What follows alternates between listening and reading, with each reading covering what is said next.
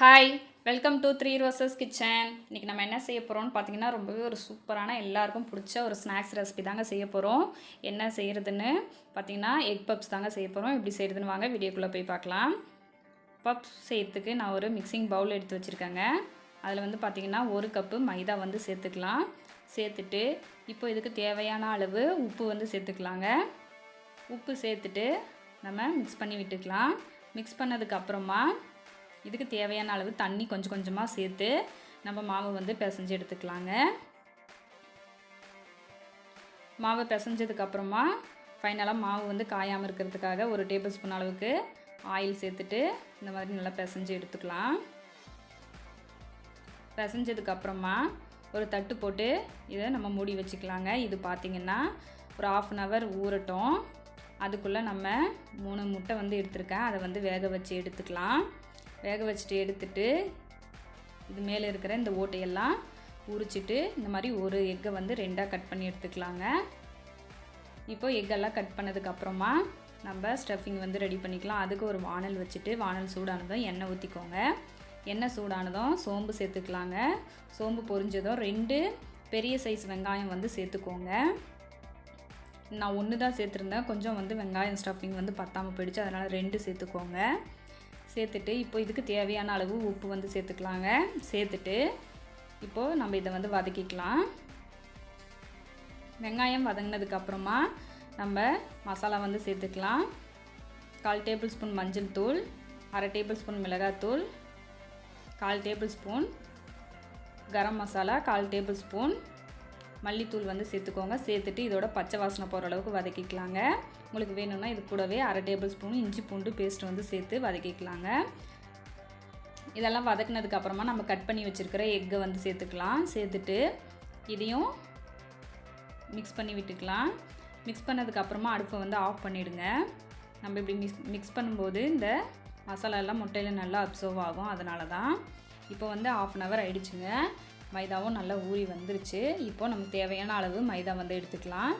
எடுத்துட்டு இந்த மாதிரி வர மாவு வந்து தூவிட்டு நம்ம இந்த மாதிரி திரட்டி எடுத்துக்கலாம்.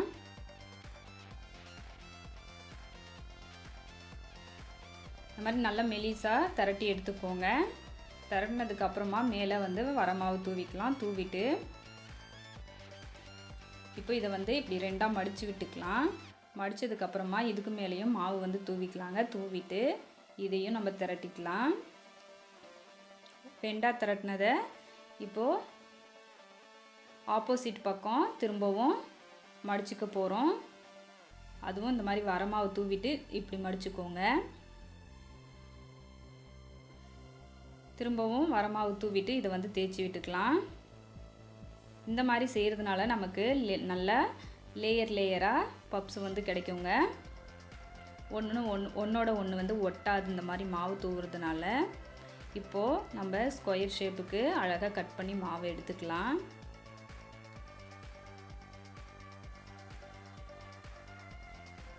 இப்போ இது மேலே பார்த்திங்கன்னா நம்ம வெங்காய ஸ்டஃபிங் வந்து சேர்த்துக்கலாங்க. இந்த வெங்காய மசாலா வந்து சேர்த்துனதுக்கப்புறமா முட்டை வந்து எடுத்துக்கலாம். ஆஃப் முட்டை சேர்த்துட்டு இப்போ ஆப்போசிட் சைடு வந்து மடித்து விட்டுக்கலாம்.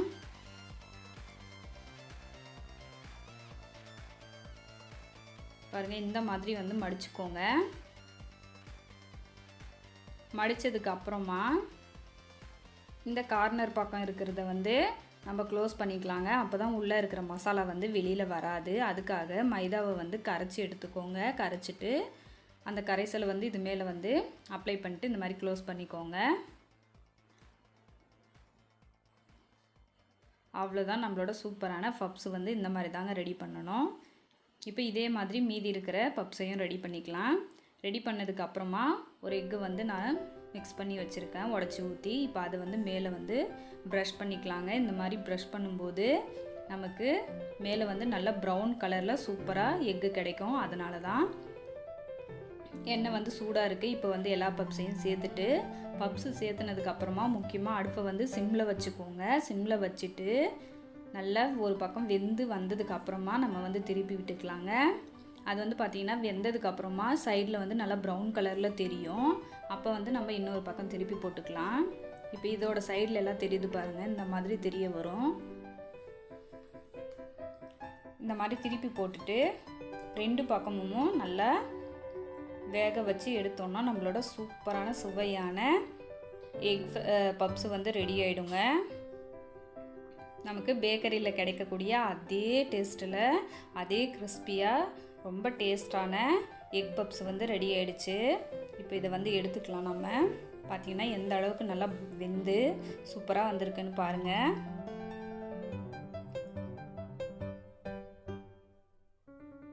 எல்லாத்தையும் எடுத்துக்கலாம்.